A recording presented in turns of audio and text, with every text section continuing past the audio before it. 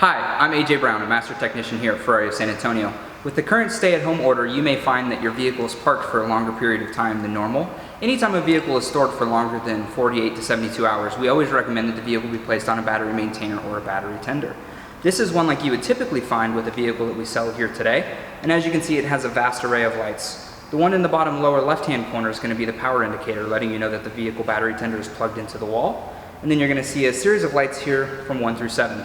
As the vehicle passes through the charging stages, you're going to see 1, 2, 3, so on and so forth, with lights 6 and 7 ultimately being green in color and letting you know that the vehicle battery has been fully charged.